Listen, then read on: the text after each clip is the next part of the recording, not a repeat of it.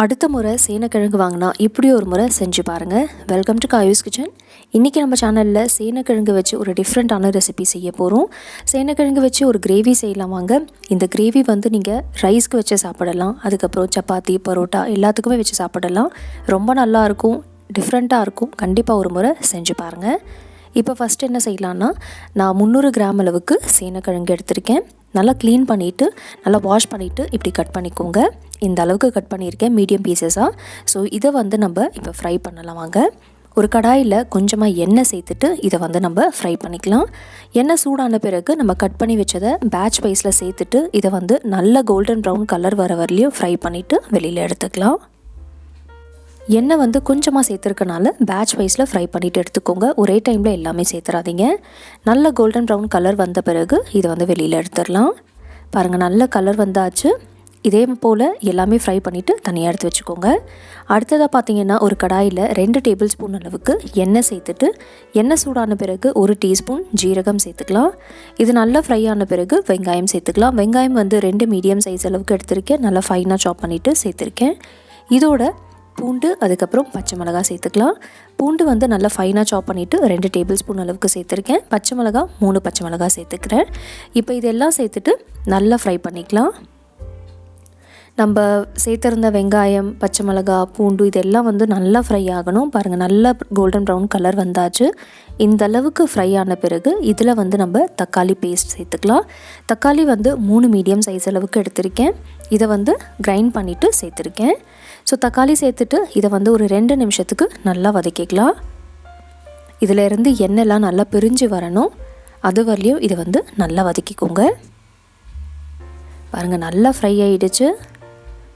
பச்சை வாசனை போகணும்.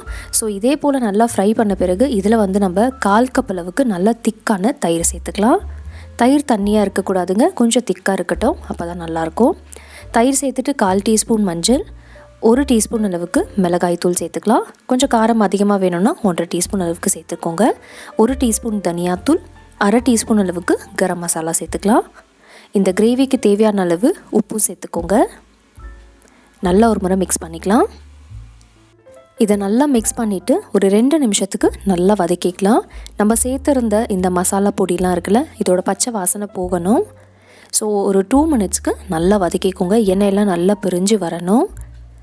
நீங்கள் தயிர் சேர்க்குறப்ப புளிப்பே இல்லாத தயிராக பார்த்து எடுத்துக்கோங்க. தயிரில் புளிப்பு இருந்துச்சுன்னா கிரேவி ரொம்ப புளிப்பாக இருக்கும், நல்லா இருக்காது அது. ஸோ புளிப்பு இல்லாத தயிரை பார்த்து எடுத்துக்கோங்க. பாருங்கள், இப்போ ஒரு 2 நிமிஷம் நல்லா வதக்கியாச்சு. எண்ணெயெல்லாம் பாருங்கள் நல்லா ஓரளவுக்கு பிரிஞ்சு வந்திருக்கு. இந்த ஸ்டேஜில் நம்ம ஃப்ரை பண்ணி வச்சுருந்தோம்ல சேனக்கிழங்கு, அதை சேர்த்துட்டு இதோட ஒரு 1/4 கப் அளவுக்கு பச்சை பட்டாணி, ஃப்ரெஷ்ஷான பச்சை பட்டாணி சேர்த்துக்கோங்க. சேனக்கிழங்கோட இந்த பச்சை பட்டாணி சேர்க்குறப்ப டேஸ்ட் ரொம்ப நல்லாயிருக்கும். ஸோ இதை ஒரு முறை நல்லா மிக்ஸ் பண்ணிக்கலாம். நல்லா மிக்ஸ் பண்ணிவிட்டு 1 நிமிஷத்துக்கு இது இந்த எண்ணெயிலே நல்லா வதக்கிக்கலாம். பாருங்கள், 1 நிமிஷத்துக்கு நல்லா வதக்கியாச்சு. இப்போ நம்ம தேவையான அளவு தண்ணி சேர்த்துக்கலாம். நான் 1/2 கப் அளவுக்கு தண்ணி சேர்க்குறேன். உங்களுக்கு இந்த கிரேவி கொஞ்சம் தண்ணியாக வேணும்னா நீங்கள் ஒரு 3/4 கப் அளவுக்கு கூட தண்ணி சேர்த்துக்கலாம். இன்றைக்கி நான் இந்த கிரேவி சப்பாத்திக்காக செய்கிறேன். ஸோ கொஞ்சம் திக்காக தான் செய்ய போகிறேன். ஸோ நான் 1/2 கப் அளவுக்கு தான் தண்ணி சேர்த்துருக்கேன். தண்ணி சேர்த்துட்டு ஒரு முறை மிக்ஸ் பண்ணிவிட்டு இதை நம்ம கவர் பண்ணி வச்சிடலாம்.